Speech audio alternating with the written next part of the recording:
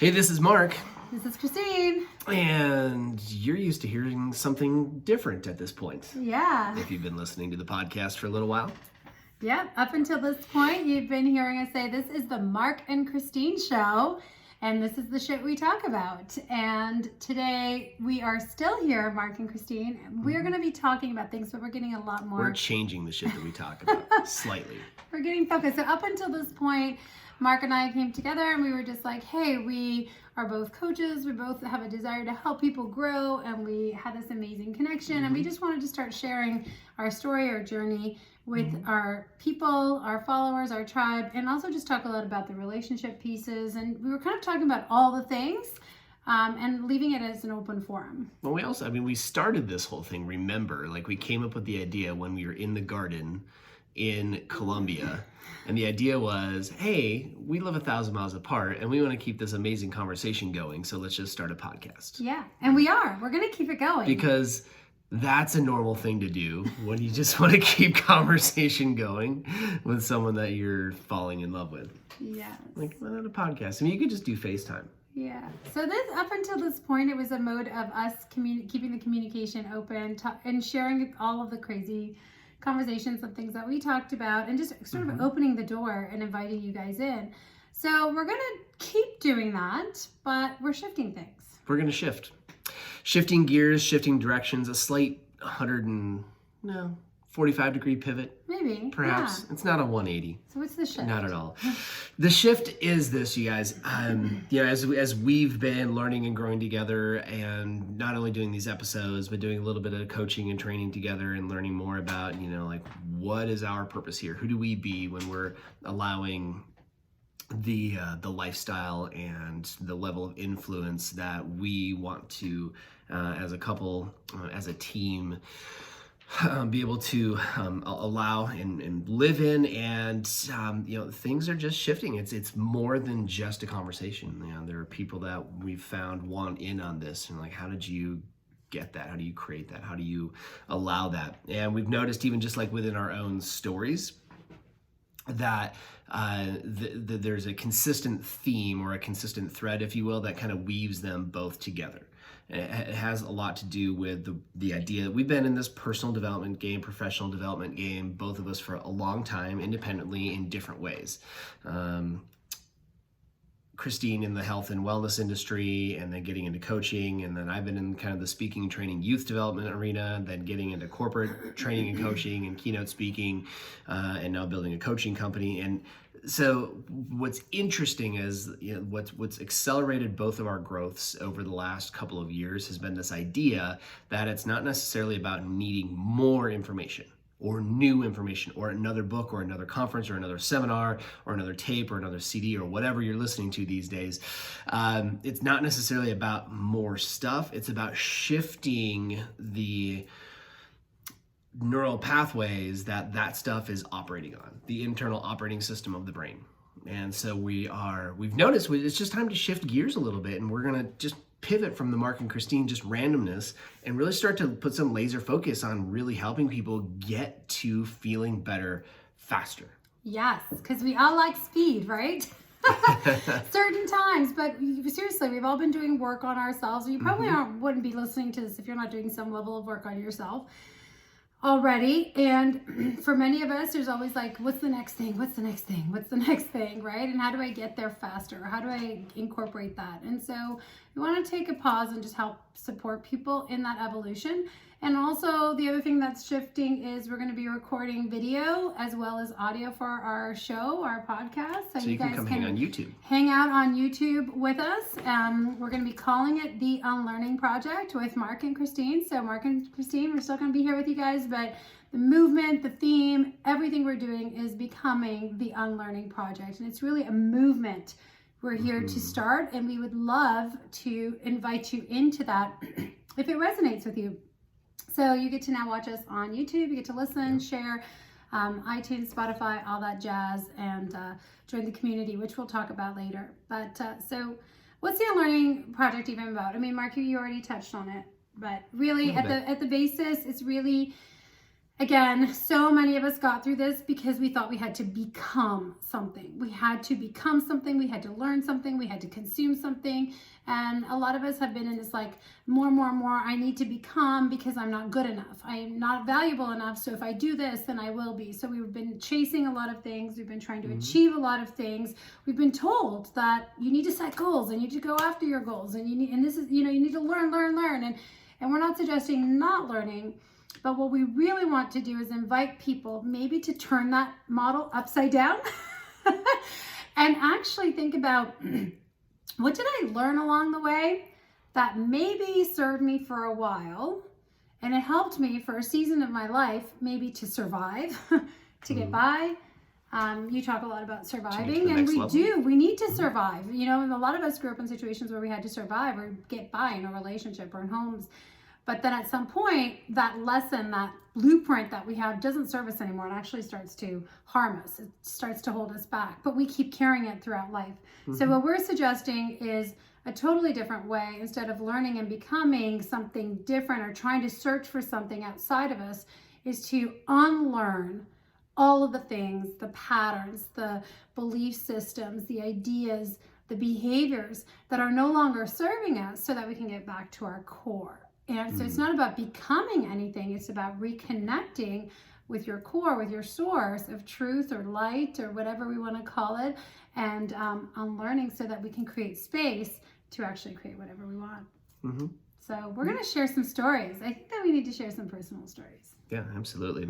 My experience with unlearning, and where I even came up with the idea, the term, the Unlearning Project, for me, it really originated in the garden down in Colombia, where Christine and I really met, and we met a couple. That's where our eyes were open to each exactly. other. We physically met before that, but that's where we manifested each other. Yeah, absolutely. And here's how. So I'll just share. This is one possible story. Now, I had been to the garden multiple times before I came there with Christine, but I came in there like going through the middle. I was in the middle of a divorce, quite frankly, to be honest with you, and I really was nowhere near a point in my story that I was interested in women. I had very little interest. It was nice to me. I thought it was fun to be, in text message conversation, and that meant something. It was like, this maybe is like a dating thing. Like I could try that again. I was nowhere near like the level of like, I'm ready to go and get into a relationship full time. Right. And what was interesting is while we were doing the work down there, just one thing sort of leads to another in the type of work that we do. And suddenly, like, I just question, like, well, where does that belief come from, right? The belief or the idea, like, you guys know the belief that after you get out of a relationship, you're supposed to wait, what is it, 2 weeks for every year? 1 month. 1 month for every year. Somebody said that. Something like that. They say that. So anytime you're living, the higher power. Anytime you're living by a belief or paradigm, a paradigm is just a set of beliefs put together. It's kind of like a thicker cable than just a single belief. Anytime you're operating by a belief or a paradigm that they say you should live by, that's something worth questioning. That's something that potentially is worth unlearning. And what really came from that question was like, well, where did I learn that? And there was certain other things that happened, and I'm skipping a few details. But when I just challenged the idea, like, interesting. Maybe you could be in an amazing relationship right away.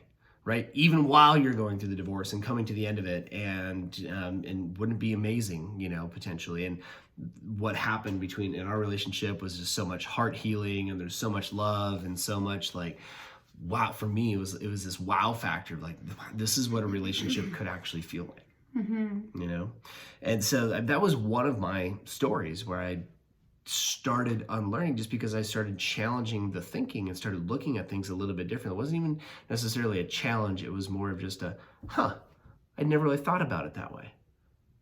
Because my program that was running in my brain was just so well worn. The neural pathways in my mind were just so deeply connected, and they're so easy to default to, that you don't consider that there's any other story available. Any other way. No other beliefs. So up until that point, I know when you and I met, you had been you've been doing speaking and training and stuff like that since your youth, right? And I've been in the personal development world forever as well.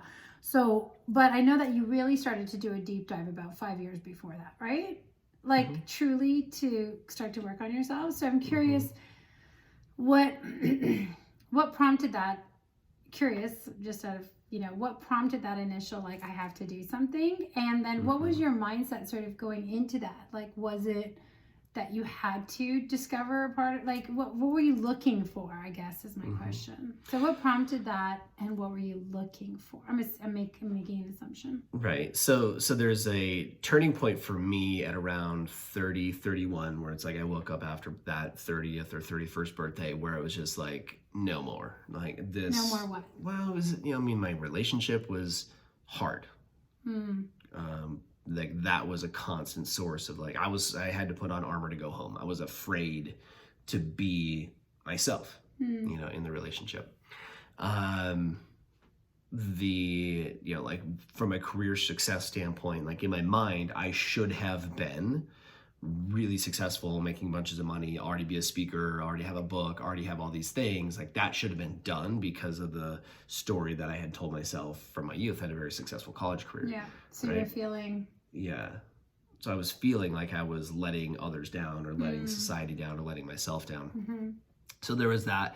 I mean, my health was nowhere near where it is now. There's a lot of things that were, just like very subpar. I had sold myself on this story of sacrifice. And it's like, once I got married, once I had kids, you had to sacrifice everything for everybody else. And you put everybody else first. You hear that a lot though, right? Yeah. Like people are always saying like, you have to sacrifice. And I'm just, that in itself is an interesting belief system, and how we define sacrifice and our rules around it.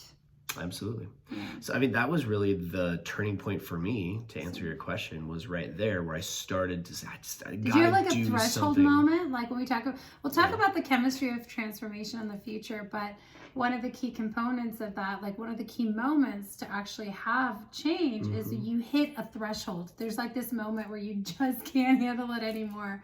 Yeah. Did you have that, or was it more like subtle and it was just like painful, chronic pain? There were many different threshold moments. The one specifically, it's like that, I don't know, it's that new decade mile marker from an age standpoint, right? Where you're turning 30 and it's like, what have I done with my life?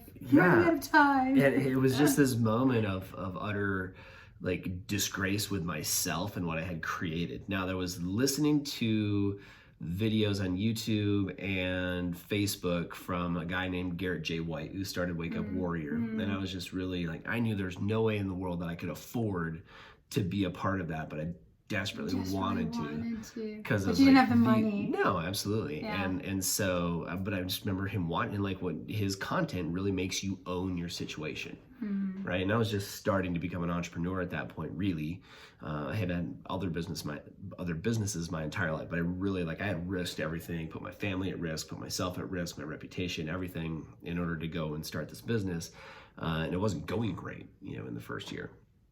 So when I woke up on that first day, having watched some of his videos, I'm like, I gotta shift. Like I have to, I hit that threshold, right? And then I even hit the next step, which is like owning it.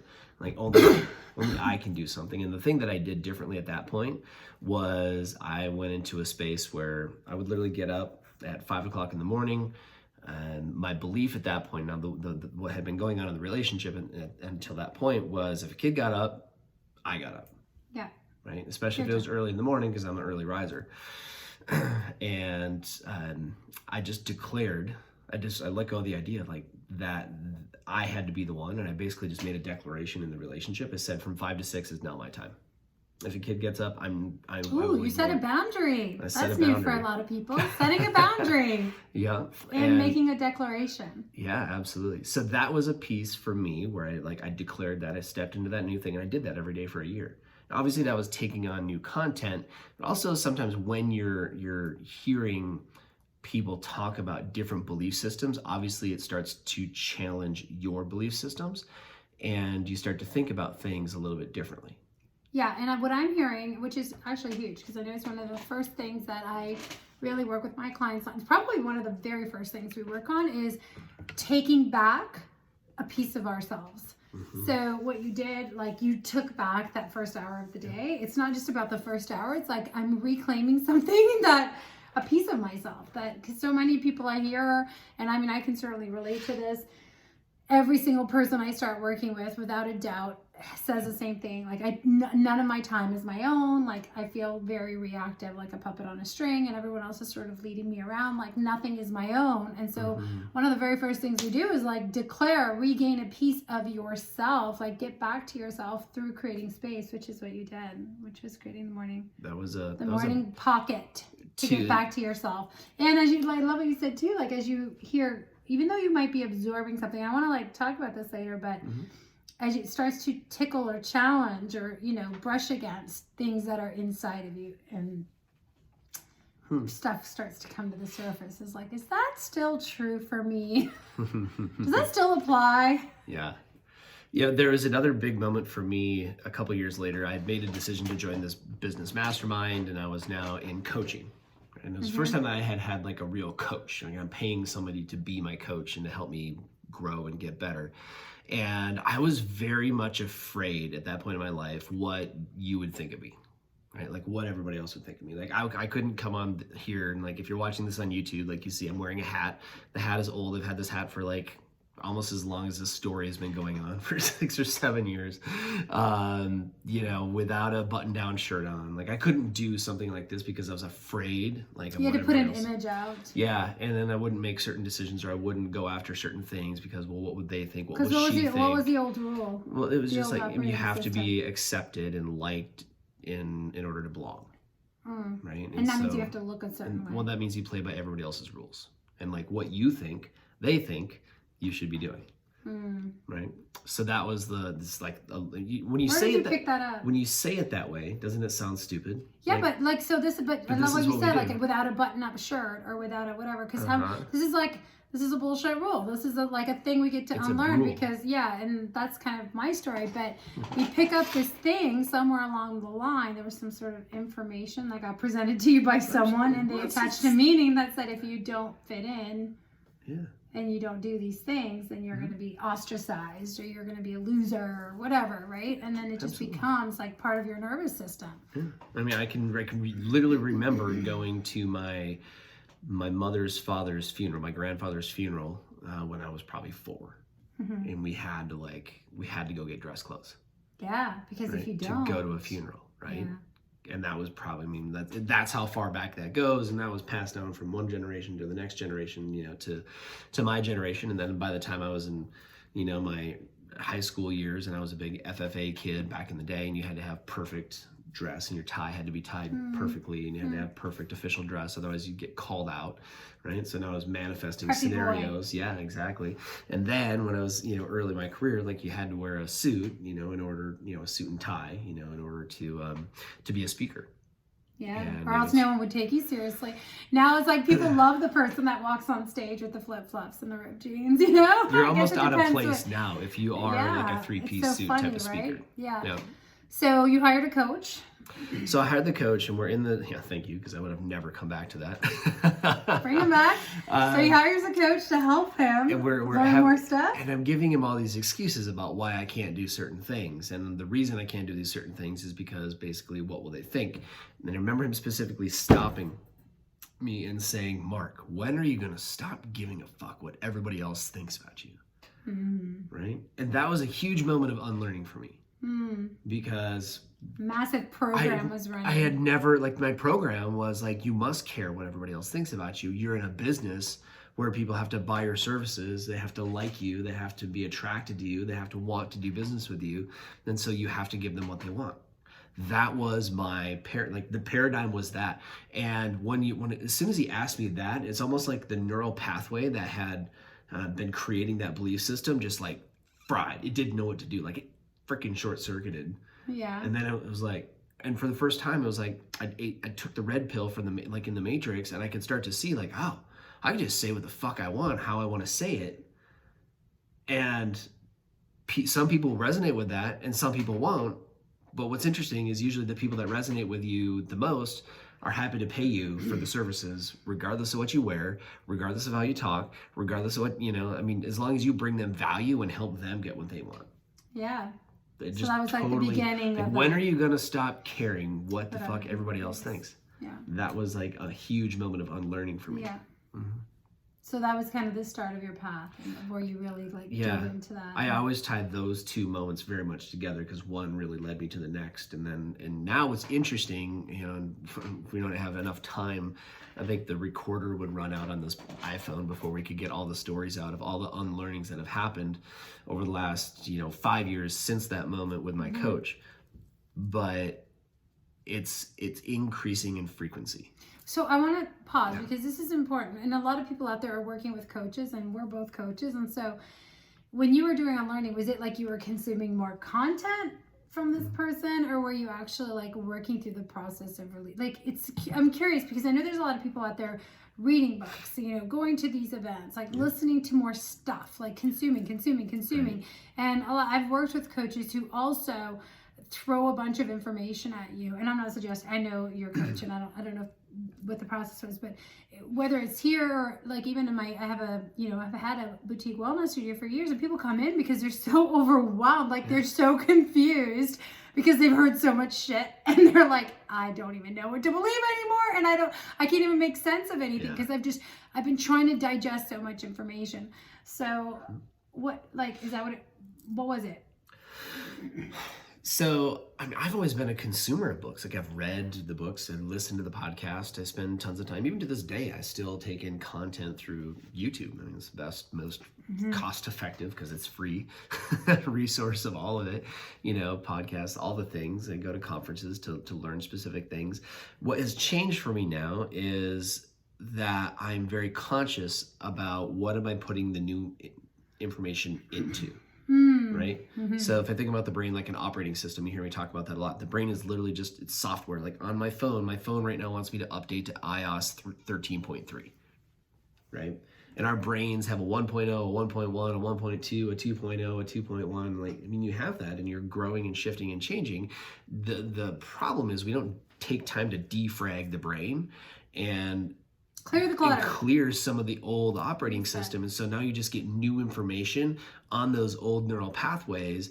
And especially when you get tired, I know this for me, like when I get tired, those old programs are they still want to come out and run because you spent so much time in the past using those, that those literally the physical connections in the brain are so much more well worn that it's easier. It takes less energy for the brain to use those when you're tired. That's when we become hardwired. Yeah, right? exactly. That's when you hear the term hardwiring, that's what that is. Yeah. It's literally like the program has run on autopilot so many times. It's like a track that's so worn in, like the tread marks are on the track. It's there, and it's and I love what you said. I use the analogy a lot of I use the analogy of like closets and clothes because it makes sense for people. But I think when people get to the point, and this is again happened for me, I see it a lot in my clients, is that there's nothing wrong with like consuming or reading and listening to podcasts. I mean, we're here doing a YouTube channel and a podcast. The thing is that when we're just trying to eat more, and we're already so stuffed, we can't taste anything anymore. We can't smell anything, we can't taste it, and we certainly can't enjoy it, and we're confused about what we're doing and why we're doing it. And it's just also like the analogy of being overstuffed to the point that we are so disconnected from ourselves. So we can use that in sort of like the physical visualization of gluttony. Like I can't even sense who I am or what I'm doing or what I'm feeling anymore. And I'm confused about what I need and what I desire because everything's just sort of like cooking inside of me.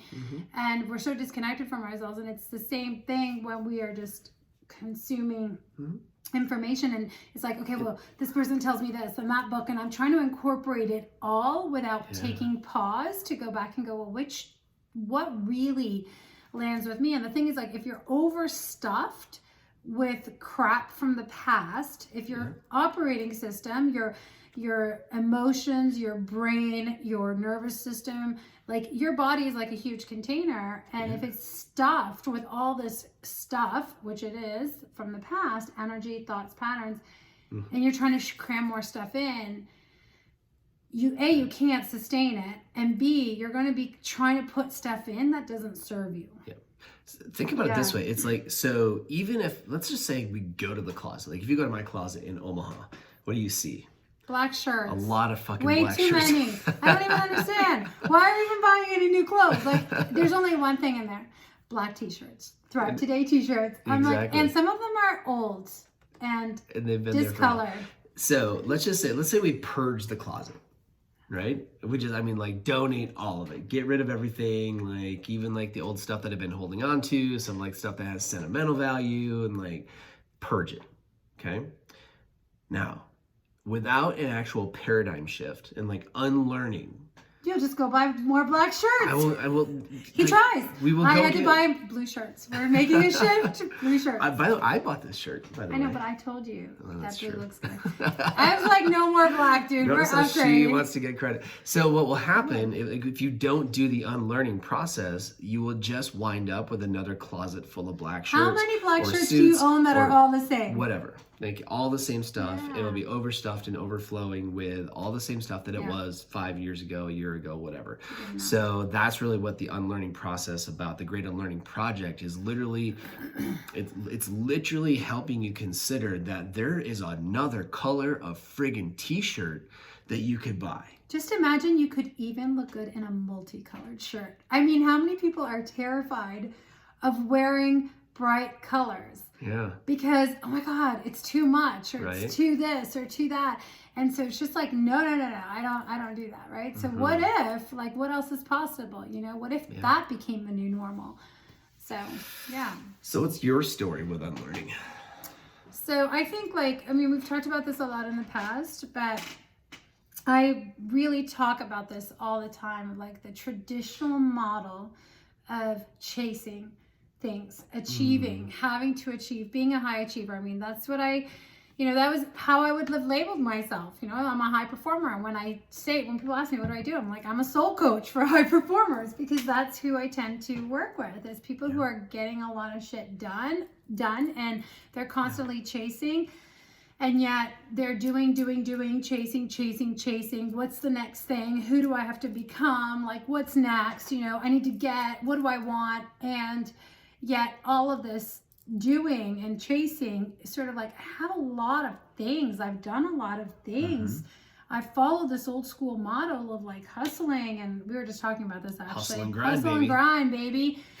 You know, and I talk about it a lot, like second place is first loser. Like, you gotta like go after what you want, go hard, make shit happen. And I think like I saw that model externally. It was very much the reality around me. Initially that's what I had to do to survive, right? Like I had to, if it was gonna be up to me. So I learned from a very young age that I wanted to make things happen. I was gonna be in charge. So you became a producer. I was a producer. And I wasn't going to let anyone, you know, anything else get in my way. And I certainly wasn't going to let anybody slow me down. And if I had an idea in my mind, it was like, watch out. You know, it still kind of is like that a little bit, but it's shifting gears. So this became the way I operated in athletics. Like, you know, and I'm not saying that don't work for what we want. And I'm not saying let's not put in the time or the energy or the resources, because that's not where I'm at. But I'm suggesting there's a different way. And here's why. Because when I had to work that way in athletics, it was like I had to hustle and bust my ass so much. And like I said, in the beginning, it was very much about surviving, getting by. And the minute we get some evidence to support our behavior, whatever it is, like, again, this is like a 3-year-old starts screaming and the 3-year-old gets hugs and kisses for screaming. Guess what we're training the 3-year-old to do? We scream and kick, you know, because that's how we get love. And so if I get approval, or I become liked, or people want to be around me, or I become the leader because I'm always in this pattern of driving and chasing and goal setting and going, that's where my need for significance is satisfied. That's where my need for connection got satisfied. I was meeting my need for growth. I mean, it's a very addictive place.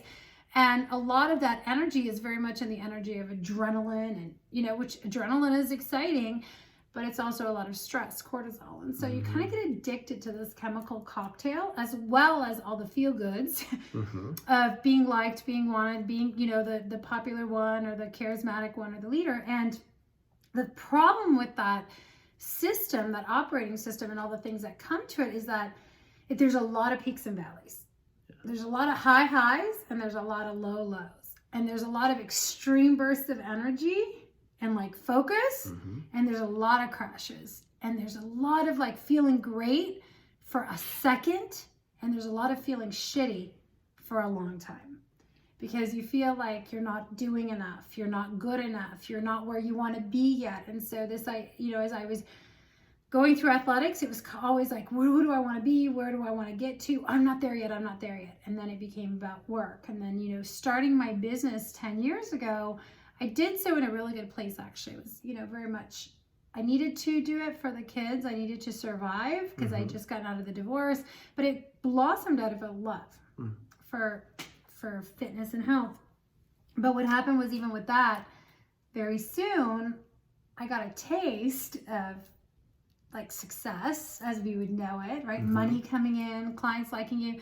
And I started at some point chasing that. Like, I always needed to do more. And I remember just going like, man, I can never stop. Like, I can never come up for air. I can never take a breath. And no matter how much money I made in my business, and no matter how many races I won, and no matter how great people would tell me I never felt. You're never satisfied. I was never satisfied. Never I was literally like this fat person that was kept eating all the time because I was in like insatiated, right? And I needed something outside of me constantly to feed me. And to me, that was because I was constantly being told what I needed to do, what I needed to chase, what would make me, like, here's the next thing we're working on. And I had joined groups. And I'm very thankful for those groups as well, because some of my great friendships have come out of there, and I established some amazing habits. However, I also remember that, like, there was a point where we hear this a lot, like, read a book a week, and I'm not knocking reading because I love reading. But when the habit becomes about, when you're addicted to the habit, not because you're actually learning and growing and it's adding amazing, fulfillment to your life and making you adding more flow and ease and making things grow, but you're doing it because you feel like you have to. Well, isn't it true? So let's just say somebody says, I need to be better disciplined, right? Because so-and-so was successful and they were highly disciplined, right? And they just had the routine and they did the same things every day and they always followed through and they got shit done. So if you're reading a book on that person and how they've got to be disciplined and like their rules for being disciplined, then all of a sudden you're like, I have to do these things. I have to be this person, right? And you're constantly. But you're doing it on your operating system, which was never wired to begin with to be disciplined. Otherwise, you fucking would have been. Yeah. So you constantly feel like you're not good enough, or you're not there yet. You can't stack up to their standard. Yeah. So this constant comparing. Exactly. So of what you're not doing and stuff like that. So for me, it was like hitting that breaking point. Okay. I want to unpack your story a little bit, right? So you're at this point where it's like you've gotten to a certain level of success, achieve, now hitting numbers. Now there's just like, there's never enough. You're never satiated. You're never satisfied. Like, I was happy. But let's go. Well, and it's not that we weren't happy. Yeah, like I had a lot of great things, but I was always needing the next thing. But because we know, let's go back into like the hard wiring. So where did that come from? Like, where did that growth, that need for constant growth and never really being able to settle? Well, I think like I said, for me, it was very much a survival based. Why are you laughing? No, He's laughing. I'm thinking about something you did earlier today. So it's very much a survival-based thing, right? Because you guys have heard me talk about this on the show before, but I grew up in a house where, we moved countries like constantly. My dad worked for the government. We were constantly moving, growing. He was an alcoholic. And so there was a lot of volatility in my space. And as I got older, the alcoholism got worse. The home environment became less and less stable. So there was a lot of uncertainty around me. So on one respect, I had to create my own level of control. We become very controlling when we have that, right? It's like, I need to know that I have control of something because so much around me feels uncertain. Like, what can I control? So we become, manipulative or control freaks or whatever, where we need to know, we need to be the ones making the decisions, being in control. And I think people go both ways on this. Some people become totally the opposite. I went fiercely independent. And the other thing is, when we lost everything growing up, like I shared before, like we lost our primary home, we lost all of our money. I went from having a very, decent external looking world to all of a sudden being like, hi, you're 17 and you get to fully support yourself and figure your own shit out. And it was a very embarrassing what was happening in my life at that time with losing our home, having to move. My dad went to jail and he became homeless for years, and there's just so much shame. And so I really had to go, it was put the pedal way down on the gas and make sure that shit will never happen to me. Yep. Yeah. So you're just running as far and as fast I'm away running from to that make point. sure that I was like, there is no way in hell that I'm letting that happen to me ever. I will never be that woman that's that dependent on a man that is going to end up getting screwed over. I'm never going to make sure, and so my fuel was very strong to create, to accomplish, to do. I had a lot of good fuel. So it was a bit, it was anger, it was resentment, it was frustration, it was fear, it was all those things. But the fuel was not expansive energy, right? It was very reactive. Right. Yeah. You're always looking, you had to fill, you always constantly have to fill something. So what's happening here now is so when we start running away from something in order to fill a need, in order to feel safe. By the way, there's a thought here that I had. The feminine energy is so strong that in lack of a strong masculine partner, right? And when that doesn't exist in your life, and so your dad literally goes to jail, right? And you have this model, the feminine energy is so powerful that it will do anything it can to create, to be in a space of create. And then what happens from there is, sometimes it's just it's so powerful. You just you can't even slow that shit down. Yeah, but then we're creating in masculine energy, right? So Exactly. We're creating from a place of do, force, you're going to make it happen. And that's very much masculine energy. And that's, we've shared about that. So what I found was, it was interesting because my first marriage was a very much an imbalance. There wasn't a lot of masculine energy, and probably I contributed a lot to it too, because I was very much this is what we're doing, this is how we're doing it, and if I didn't get my way, I was not a happy camper. And so there was an imbalance there, and then I became a business owner. So now I'm a mom, single mom of 3 kids, running a business. Of course, I'm going to have to be the producer. So it just became my MO for my, mode of operating. That was literally, that's where that comes from. That term is that is your operating system. That if it's going to be, it's up to me. And, I got to hustle to make things happen. And I had a lot of rules around that. And so a huge tipping point for me actually was there was a moment in the business where, like I mentioned, I felt I was like feeling all this pressure, like, oh my God, I'm not reading a book a week. I'm a loser. Like there's something wrong with me. Or, you know, I missed my financial goal by $1,000. Like I remember one month wanting to break 70K in income for the month. And I had this like fixation on like making $70,000 in a month I wanted to break. And it was like 69,500 or something. And I remember I was so mad because I was like, how could I not have sold something for the last $500? And it was about the number. It wasn't even about the whole process and who I was becoming. I wasn't able to celebrate what was actually happening like truly with joy because I still was like, I somehow am missing the mark. And at the point I picked up a book, which I actually love. So this is, again, books can serve us. This is called The Code of the Extraordinary Mind. And it's Vishen talks about the rules. One of the chapters in there is called the rules. And it was like, he asks like, what are the bullshit rules that you're still clinging on to that aren't serving you anymore? And this whole idea of like bullshit rules, I was like, I like that. That guy's speaking my language. So I would say that was the start. That was a turning point. That was a huge turning point for me to start really looking at what is all this bullshit that I'm listening to in my brain, that I'm believing, that I'm taking in, like all this pressure I'm putting myself, where is it coming from? And that's when I started to really coach my clients on it. So what?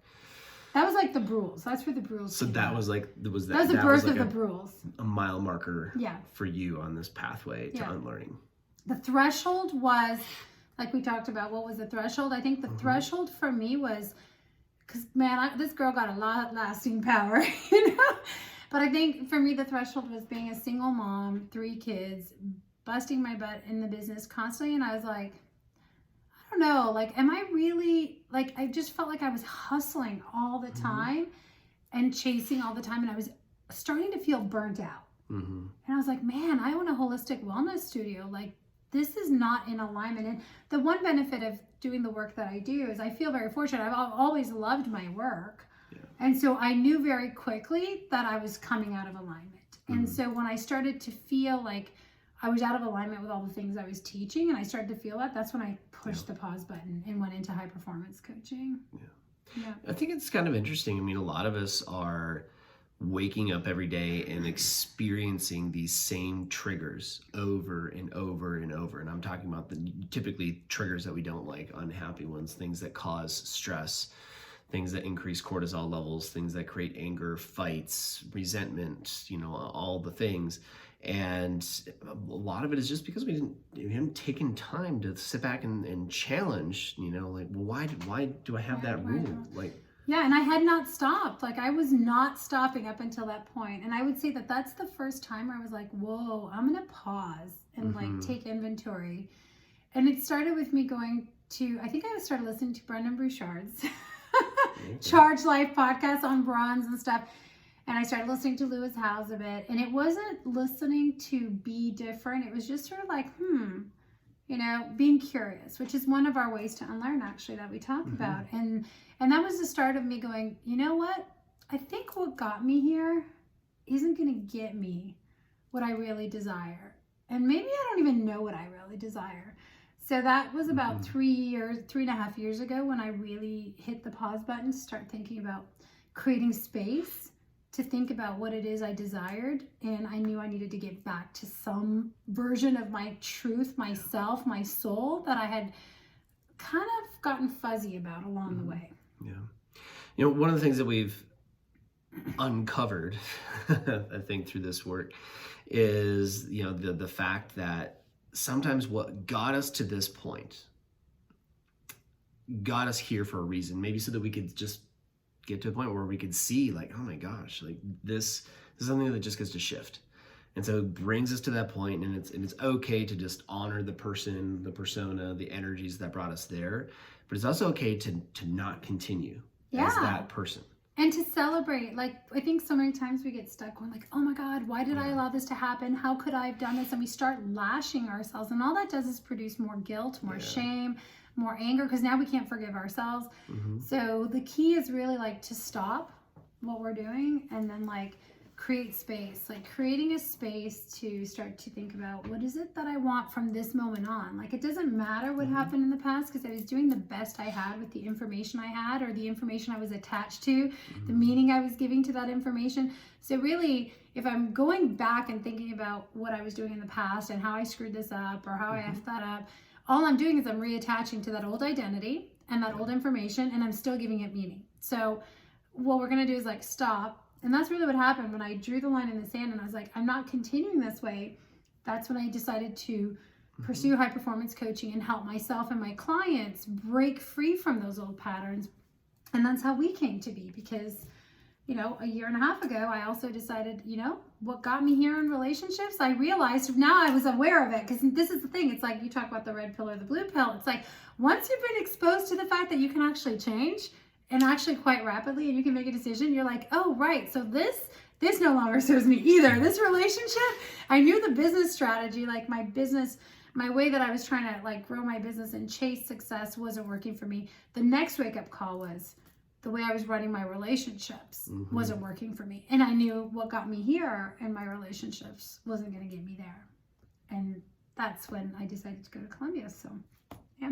And then there's even more unlearning. It's that was a totally mind-blowing experience. Unlearning on steroids, an upgrading experience. That was a fast track. Yes, it is fast track unlearning. And that is, you can do a lot of unlearning in an afternoon in Columbia. So, how do we? We're just. I mean, I feel like we're just scratching the surface on this talk around unlearning. I just want to come back and reference whether it's the relationship stuff or the business stuff or the way that you're going to work. You know, a lot of people that I talk to are just like, you know, I can't even make an hour in my day, in my week, not just my day. I can't even make an hour in my week to stop and do a coaching call. Yeah, right? That's crazy. Because the belief is like, I need to sacrifice everything else. I need to go all in, I put it don't all have into the time. business, and I can't take an hour to sharpen my damn saw. Yeah. Right? And so I'm working against time, I'm working against other people's expectations, and etc. And so there's this becomes a belief, and what's needed is a paradigm shift. What we're talking about here in this podcast and this video is literally just scratching the surface of what the Great Unlearning Project is really about, what unlearning really means. And we've given you a couple examples of times when it's just like, all of a sudden something challenged you to think just a little bit differently. And I had to unlearn that hustle and grind was the only way to get there. Now there's a time and a place to hustle and go hard. And have you ever stopped to consider that there are other ways of getting there? Yeah. What other things are possible? And I had to shit. unlearn, the same thing, like the old goal setting model and the old achievement model. I always say, like, now I have a whole new paradigm, which is like, oh, that model's actually broken, and there's like a totally different way to create that's way more energizing and way more expansive. And same thing, like, what were my rules and my things about the relationship? I just want to quickly go back to the Columbia thing, because so we talked about like hitting a threshold, like a place where you're like, I can't stand it anymore. The second thing was like, you got coaching. I became a coach. I got coaching as well. I went to events. I started to create space, and you took the morning, I took time. We created space, and then we found a mentor or someone that could help us through the process of like getting back. The third piece that I think is like super critical, and I would say is like the third tipping point for me, that Columbia provided, but you don't have to come with us. Like, you can come with us. We'd love to have you, whether you come to Columbia, you come to our Awakening event, or you find a way to do this on your own, is once we have a taste, it's sort of like if you've never tasted really good food and you've always kind of just had like mediocre food. And then somebody invites you to the most amazing restaurant where the chef has like created the most like delicate, amazing tasting food. And it's like the minute you smell it, you don't even have to like taste it. You walk in and it's like your mouth starts watering, And it's just like your tummy's already like the digestive juices are going. And then you take a bite and you're like, oh my God, this is like the best thing. And oh my God, I can't go back to eating that shit anymore. Right. So the idea here is like the minute we get a taste of what it feels like to reconnect with our heart, the minute we get a taste of what unconditional love feels like, or stillness or peace or joy, like true joy, like the minute our bodies, our souls, like your nervous system gets a taste, and for some people like nature creates that for them, like really to disconnect. But when you get a taste of that, it's like all these doors that were shut like super tight, all of a sudden they start to crack open, and like for a moment you have this huge window that opens up, and then it closes when you go back to real life. But the problem is you've been exposed. You've had a taste. So this is where a lot of people go to events, or they'll go on a retreat, or they'll, do something that makes them feel amazing. And then they're like, how do I keep that going? So Columbia blew all the doors, all the windows open, and I got to literally take a bath in bliss. And it was just such a fast track, because then it became the new normal. It's like, oh, wow, that's possible. I can actually be like that. I can choose to operate that way. And so now the work is just being in it, choosing it, allowing it to be. Yeah. Allowing yourself to be. Allowing myself to eat the delicious food. So how do we hang? So we're bringing this thing in for a landing. So how do we continue to learn? How do we begin to unlearn? How do we continue? So I'm going to invite you guys over. We have a Facebook group. If you've been a part of the Thrive Together relationship growth community, that's now the Great Unlearning Project community on Facebook. So if you're in there, you have to do nothing. Just come hang out and pay attention. If you haven't yet and you're listening to this for the first time, just head on over to Facebook and search Great Unlearning Project. It should bring you right to the Facebook page. You can ask for admission and we'll make sure you're not a creeper and we'll let you in. And this is really like a movement, guys. Like, we really want to enlist you.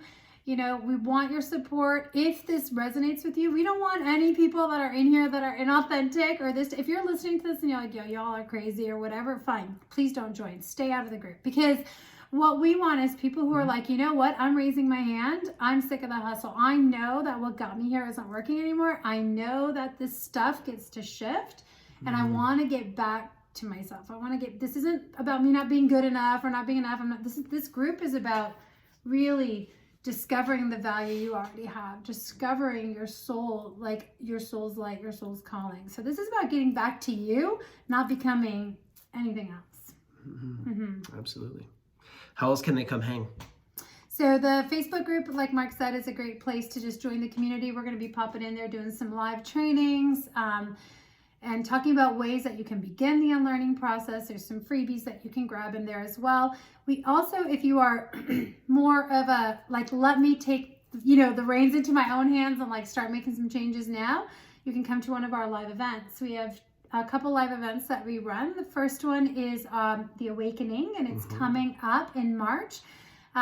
So we'll put a link in the show notes so that you guys can learn more about that. But The Awakening is a 2-day event that you can come to, and it's just a wake-up call. Is to take inventory of, where am I today?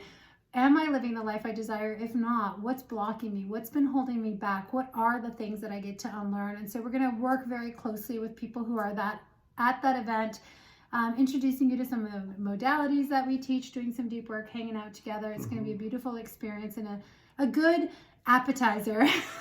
Very different than any other live event that you're used to going to. It's not a stand and lecture. It's not parade 16 different speakers and sell you things. That's not what it's about. It's literally about exposing those neural pathways that have been keeping you running the same thing over and over, and start to just give them permission to start to dissolve while new ones get put back in their place. So because a lot of people don't, like, when I talk, and I know it's certainly true, so many of us are where we are. When I ask you, like, truly what's keeping you stuck, what initially people say is not what the real issue is. So creating a space where you can really discover what are the patterns that are running on autopilot, because they're subconscious. You're like, sometimes you're aware of them, but a lot of these things are there. It's also not just like a yoga retreat. I love yoga, but I want to be clear, like, we are going to be doing breath work and movement and beautiful practices. But this isn't just a feel-good workout event. We're going to be using our bodies to move energy and incorporating those beautiful things. But this is a place to come and start to discover and wake up. The second event we have going on is the Unlearning Project. This is the deep one, guys. This is the big work. So why don't you talk about that for a second? Absolutely. For a couple years now, I've been bringing people down to the retreat center in Colombia for what has become, this was the inspiration, the nexus. Is that what, like, a beginning? It's the place, the beginning place of the Great Unlearning Project, where it all began, where I got the clarity that the way that we really get to where we want to go is not by taking on more information. It's by unlearning the old beliefs and the bullshit that's keeping us stuck where we are. And so we can only take a few, and that's the logistics of it. The space can only hold 10 or 12 people at a time, and so we can't take everybody. But if this is something that's calling out to you and you're like, I really want to go, I want to get into this, and I want to go really see what's possible for me in this unlearning arena, then this will be the event for you. End of February, end of June, and end of October are the 3 trips that we have planned for 2020. So those are coming. I think we have a few spots still open for February if you're interested, and then we need to start talking about June or October for you at this point. If this is something that's kind of tickling your soul just a little bit, you will not regret that part of the journey. So those are a few ways that you can play. It is an amazing journey. It is an amazing journey. There's nothing. And there's a prep work before and after this event. It is its own coaching program in its own space. Yeah, and we do alternative therapies there. We prepare you nutritionally before we go. We spend a week deep diving, doing prep work, and then 6 weeks post event. We stay in a magnificent villa together, beautiful retreat center, working with a shaman. So this is combining, beautiful practices. And the last way is to work with us. Hire us to coach you. We can help you break free from the chains, literally, that are holding you, because that's what it feels like. Sometimes you feel like you're a prisoner in your body. So if you can't make it to a live event, or you're just like, you know what, I want help, I want somebody to work with me one-on-one, we have a program called the Aligned Experience, which combines one-on-one coaching with a tribe that you can join and be part of. So you guys can check out the links for that in the show notes. Well, there you go. So look for some changes coming through. If you've been hanging out with us for a while, Thrive Together and the Mark and Christine show and all this stuff is getting combined underneath the Great Unlearning Project. You're in it. You're a part of it. If you made it to this part of the show, thank you for sticking with us. As a gift, we'd love you to just get some tips on where to begin with the unlearning experience for yourself. So in the link in the show notes, go down and click on it. There's a link that will take you to the top 10 tips for beginning your unlearning experience. So it's just a simple PDF download, and it'll give you some awareness around the things that we constantly are working on and exposing people to from an unlearning perspective. So I think in the past we've just kind of like wrapped it up, but I think we should finish it with a question. Ooh, what kind of question do you have in mind? I'm totally throwing this like unplanned, unexpected. Yeah, that's how we roll. This was not on the outline that she made us put together. So I'm going to ask you, what is your number one way to unlearn? Your top way to unlearn day to day. If you see the program running and you're like, man, I need to stop this pattern. Anytime that I am in a space, now this is literally secondary to the plant medicine that we do in Colombia, because quite frankly, it's in 4 days I can do a lifetime's worth of unlearning. Yeah. And so that certainly is number one for me, but I'm just on the day to day, right? And even if you never go with us, the best question that I ask myself, and this is just getting curious, this is what we call getting curious with yourself, is what else is possible? What else is possible? So when I start looking like I've got myself backed into a corner, or I've painted myself into a corner again, whether it's something in the business or in a relationship or with an employee or with a client or something like that, and maybe I'm stuck in the sales process, my favorite question is just to stop and kick back for a second and say, well, what else is possible here? And then just see what other answers start popping into my mind that give me an alternative viewpoint or an alternative course of action. What about you? And giving yourself permission to listen to the answer. What else is possible? And then just and so with that, I'll say my way, which actually goes perfectly with this, just like us. It's so nice. Is just to take a beat, take a pause, put my hands on my heart, and just breathe and connect with my heart, and just ask myself, like, what is my heart's truth right now? What is my heart speaking? Like, what is my truth around this? And giving myself permission. So to your question of like, what else is possible? I may put my hands on my heart and ask my heart, my soul, to just say, what else is possible? And just trusting the voice that comes from here versus the one that's up here. Well, there you go. Yeah. The pathway is through the unlearning, my friends. Yes. There you have it. Till next time, y'all have a great day. Thank you. Take care. We appreciate you guys listening in.